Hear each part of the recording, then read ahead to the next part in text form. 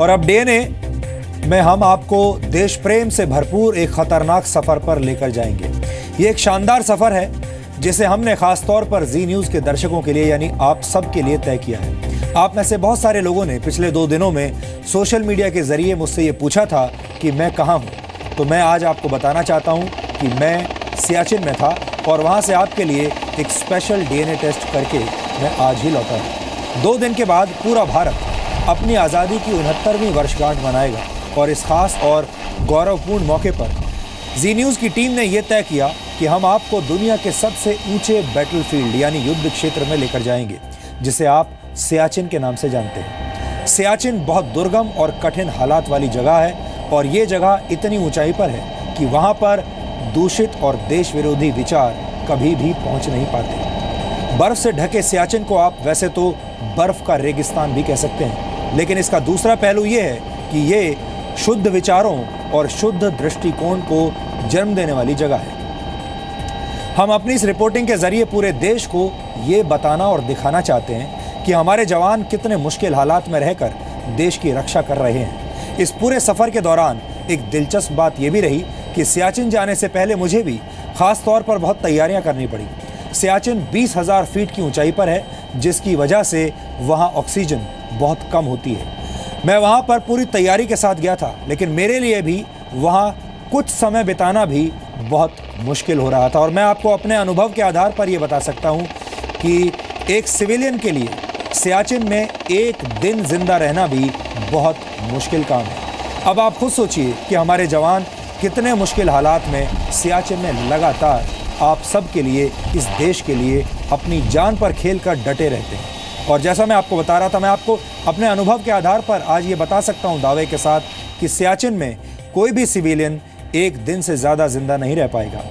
ये स्वतंत्रता दिवस से जुड़ी हमारी स्पेशल रिपोर्ट है, जिसे आप 15 अगस्त को रात 9 बजे देख पाएंगे। इस रिपोर्ट को हम अभी तैयार कर रहे हैं। ये रिपोर्ट पूरी तरीके से तैयार नहीं हुई है, इस पर प्रोडक्शन का काम अभी चल रहा है, लेकिन आज हमने इस लंबी रिपोर्ट की रॉ फुटेज के कुछ हाइलाइट्स आपके लिए ज़रूर निकाले हैं जो आपको आज देखने चाहिए।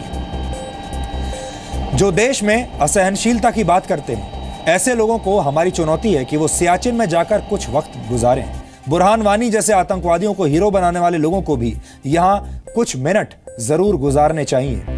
कश्मीर के पत्थरबाजों, अलगाववादियों और पाकिस्तान के झंडे लहराकर आज़ादी के नारे लगाने वालों को भी हमारा ये चैलेंज है कि वो कुछ समय सियाचिन के इस जानलेवा माहौल में ज़रूर गुजार कर दिखाएं। लेकिन हम जानते हैं कि ये लोग ऐसा कभी नहीं करेंगे, क्योंकि अगर ऐसा हुआ तो इस आतंक प्रेमी गैंग की पोल खुल जाएगी। अब कुछ खास हाइलाइट्स हमने आपके लिए आज निकाले हैं, जबकि पूरा जो प्रोग्राम है, पूरा डीएनए टेस्ट आप 15 अगस्त को रात 9 बजे देख पाएंगे। तो अब हम सियाचिन ग्लेशियर आ पहुंचे हैं। इस वक्त मैं सियाचिन ग्लेशियर की एक फॉरवर्ड पोस्ट पर हूं। तापमान की अगर आप बात करें तो तापमान माइनस में है। हाइट की अगर हम बात करें तो हाइट है यहाँ की करीब 16,000 फीट। और मेरे पीछे जो आप देख रहे हैं, ये भारतीय सेना का एक कैंप है जो इस खाई के पार आपको नज़र आ रहा है।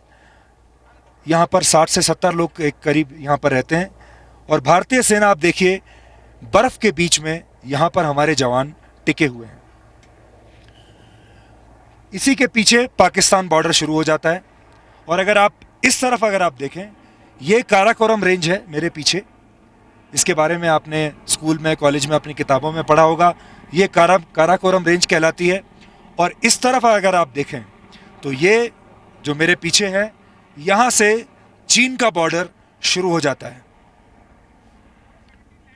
हमारे जैसे एक सिविलियन के लिए यहाँ पर 1 घंटा नहीं, कुछ मिनट बिताना भी बहुत मुश्किल काम होगा। जैसा मैं आपको लगातार कह रहा था, यहाँ की जो परिस्थितियाँ हैं इतनी मुश्किल हैं कि यहाँ पर शायद ही आप में से भी ज़्यादातर लोग यहाँ पर कुछ मिनटों से ज़्यादा यहाँ बिता नहीं पाएंगे। लेकिन आज का दिन है उन लोगों को चुनौती देने का, जो लोग अफजल गुरु के मरने पर आंसू बहाते हैं, जो लोग बुरहान वानी को हीरो बनाना चाहते हैं, जो लोग कश्मीर की आज़ादी के नारे लगाते हैं। आज उनको ये चुनौती स्वीकार करनी चाहिए। उन लोगों को कुछ समय यहाँ आकर गुजारना चाहिए और यही चुनौती हम यहाँ खुद से आकर ऐसे तमाम लोगों को, ऐसे तमाम बुद्धिजीवियों को, ऐसे लोगों को हम देना चाहते हैं कि वो यहाँ पर आएँ, यहाँ पर कुछ वक्त बिताएं और उसके बाद जो बात कहना चाहते हैं फिर वो देश के सामने कहें। हमें यकीन है यहाँ आने के बाद उनके विचार बदल जाएंगे। अब मैं आपको एक लैंडिंग दिखाता हूँ, ये देखिए।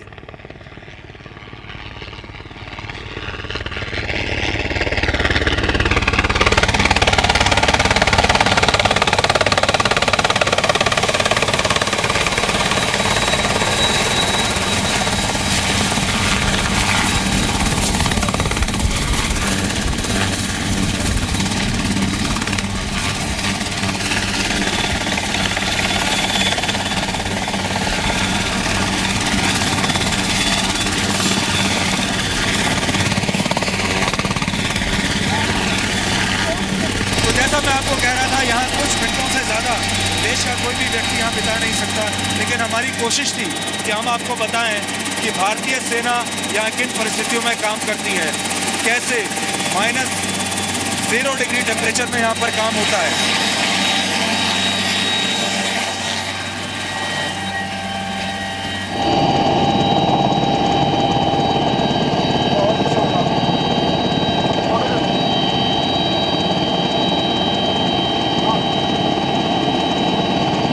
हम आपको पूरे सियाचिन ग्लेशियर की सैर करा रहे हैं, वो भी एक हेलीकॉप्टर के जरिए, जहां आप देख पाएंगे कि सियाचिन ग्लेशियर जो है खूबसूरत तो है लेकिन ख़तरनाक भी बहुत है।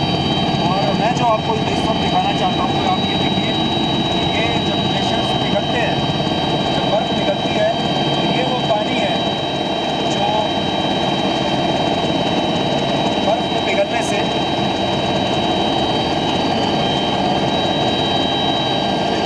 पानी है, सफ़ेद पानी है। इस वक्त आपको ये छोटी दिख रही होगी, लेकिन बाद में आगे चलकर यही छोटी सी धारा नुब्रा नदी में बदल जाएगी। नुब्रा नदी हम आपको आगे चल के दिखाएंगे। नुब्रा नदी सियाचिन से लेक से निकलती है और आगे जाके पाकिस्तान में भी चली जाती है। लेकिन नुब्रा नदी का जो पानी है, यही वो पानी है जो बर्फ़ के पिघलने से इस वक्त यहाँ से आप देख पा रहे हैं, और यही आगे चलकर नुब्रा नदी बन जाएगा। जैसे हम आपको बता रहे थे कि सियाचिन में मौसम पल पल में बदलता है, और इस बार भी ऐसा ही हुआ। दिन भर मौसम बदलता रहा। हम कोशिश करते रहे कि हम सियाचिन ग्लेशियर में किसी पॉइंट पोस्ट पर जाएंगे, नहीं जा पाए, लेकिन शाम होते होते हमें मौका मिला, हम वहाँ पर गए। लेकिन जैसे ही पहुँचे, मौसम फिर से ख़राब होना शुरू हो गया और हमारी मजबूरी थी कि हमें थोड़ी देर के बाद वहाँ से निकलना पड़ा। और इस वक्त हम सियाचिन बेस कैंप के रास्ते पर हैं, यानी ग्लेशियर से अब वापस लौट रहे हैं।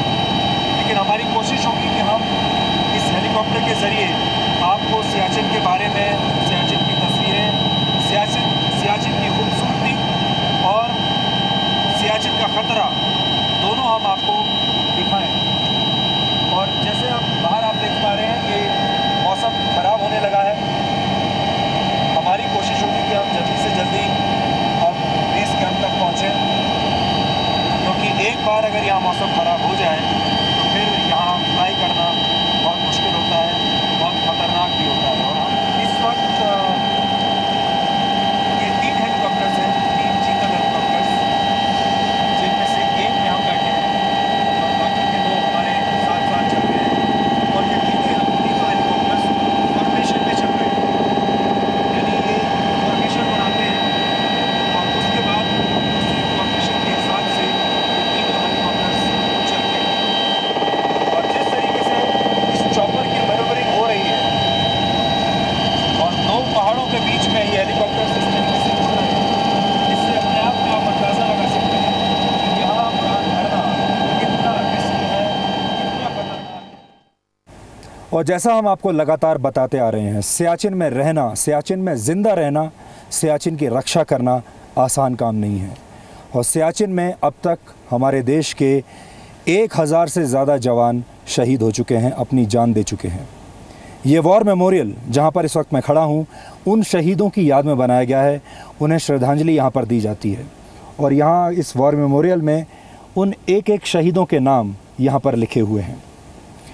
जब आप इस वॉर मेमोरियल में आएंगे तो इसके द्वार पर कुछ लिखा हुआ है जो मैं आपको पढ़कर सुनाना चाहता हूँ। अंग्रेज़ी में लिखा है, यहाँ लिखा है, When you go home, tell them of us and say, for your tomorrow we gave our today।